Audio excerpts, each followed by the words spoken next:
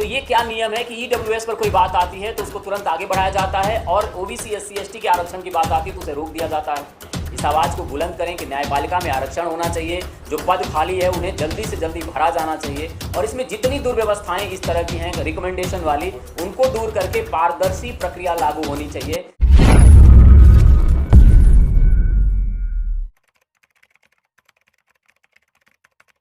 कोशिश ज़्यादातर असफल होती है।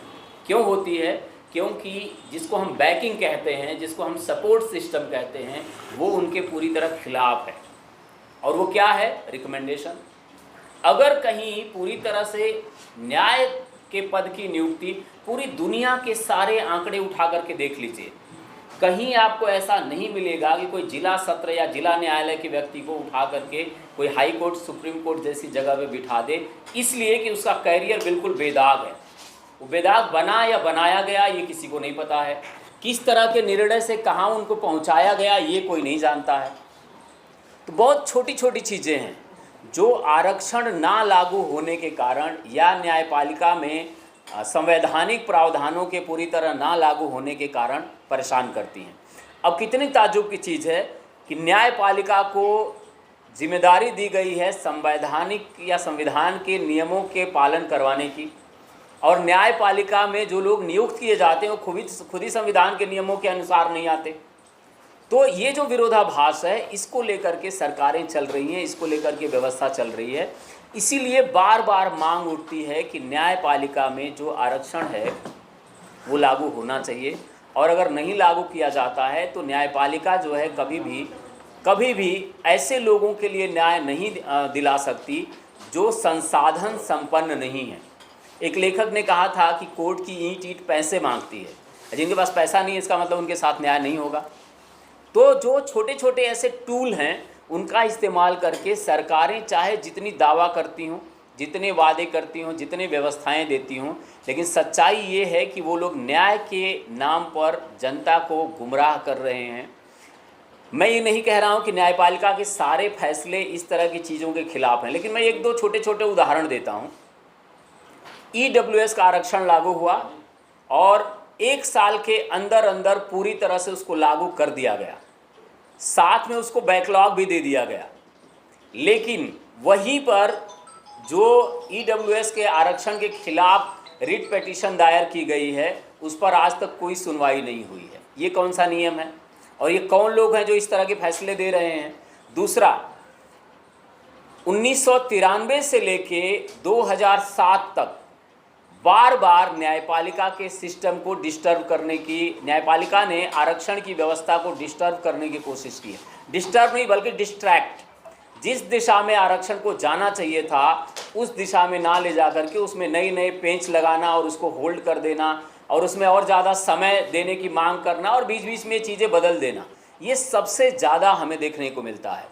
तो न्यायपालिका में अगर आरक्षण होता और इस तरह की समस्याओं को जानने, समझने, देखने, जानने वाले लोग होते तो ये दिक्कतें नहीं आती। अब एक इसका पहलू है, बीच में सरकार ने, अभी वर्तमान जो सरकार है, इन लोगों ने कॉलेजियम सिस्टम को लेकर के खूब बहस की थी।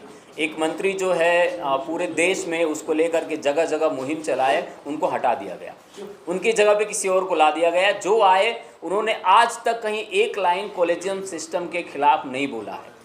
अब आप सब जानते हैं व्यवस्था ऐसी होती है कि सत्ता के अनुसार अगर कोई नियुक्ति होती है तो वो सत्ता का समर्थन करती है, ये सब जानते हैं और ये पूरी दुनिया का सत्य है, सिर्फ अपने देश का या अपनी एक व्यवस्था का सत्य नहीं है।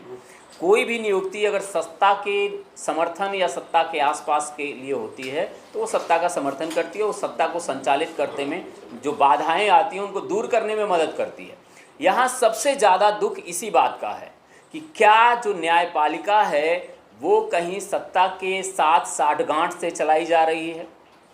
क्या जो न्यायपालिका है वो बहुत सारे नियम कानून को लेकर के होता है ना, उनका उल्लंघन करके चलाई जा रही है? अगर नहीं है तो ये क्या नियम है कि ईडब्ल्यूएस पर कोई बात आती है तो उसको तुरंत आगे बढ़ाया जाता है और ओबीसी एससी एसटी के आरक्षण की बात आती है तो उसे रोक दिया जाता है?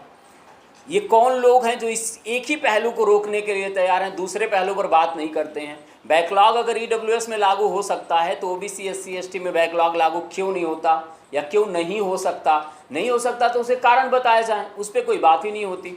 अगर कोई जाके पिटिशन दायर करता है तो उस पर डेट और उसको जितना टाला जा सकता है टाला जाता है।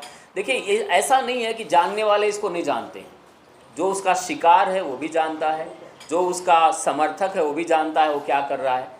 समस्या यहाँ उठती है कि अगर इसे चेक एंड बैलेंस टाइप नहीं बनाया गया तो आने वाले समय में धीरे धीरे जो विरोध है वो बढ़ेगा। जो संगठन है वो इसलिए भी बार बार मांग कर रहे हैं कि उनको सिर्फ शंका नहीं है, बहुत सारे मामलों में निष्कर्ष है कि उनके साथ न्याय नहीं किया जा रहा। तो जो ये अन्याय की जो प्रक्रिया है, जो न्यायपालिका है, वो कहीं अन्यायपालिका की तरफ ना बढ़ने लगे, उसके लिए ज़रूरी है कि उसमें रिजर्वेशन लागू किया जाए, हर स्तर पर प्रतिनिधित्व दिया जाए, हर वर्ग हर क्षेत्र के लोगों को प्रतिनिधित्व दिया जाए, खास परिवार, क्योंकि न्यायपालिका कोई किसी की वंश बेली बढ़ाने की व्यवस्था नहीं है, ये देश की न्यायपालिका है, संविधान की सुरक्षा, संविधान के नियम से संचालित होने की व्यवस्था है। तो इसमें हमारी गुजारिश, मांग, निवेदन ये है वर्तमान सरकार से, आने वाली सरकार से, नेताओं से, लोगों से, जनता से, कि न्यायपालिका को जितना ज़्यादा और जितना जल्दी हम पारदर्शी बनाएंगे, देश उतना ही ज़्यादा सार्वभौमिक रूप में विकास करेगा, उतना ही ज़्यादा व्यवस्था कायम करने में सहूलियत होगी, उतना ही ज़्यादा ये जो छोटे छोटे विरोध हैं वो घटेंगे। क्योंकि न्यायपालिका अगर पारदर्शी तरीके से काम करेगी तो जितने आज आप देख लीजिए इतने सारे मुकदमे पेंडिंग हैं, लाखों लाख मुकदमे जिला न्यायालयों से लेकर के और सत्र न्यायालयों से लेकर के यहाँ तक पेंडिंग है। ये क्यों पेंडिंग है? अगर जजों की कमी है तो वहाँ नियुक्ति नहीं हो रही है, नियुक्ति क्यों नहीं हो रही है?